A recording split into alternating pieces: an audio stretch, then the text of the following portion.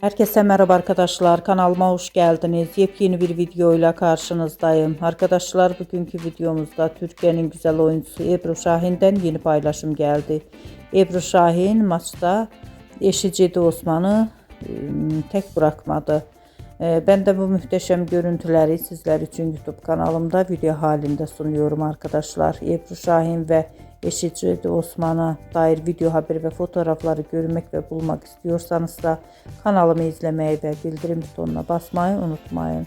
Şimdilik benden bu kadar olsun. Yeni videomuzda görüşmek üzere. Hoşça kalın.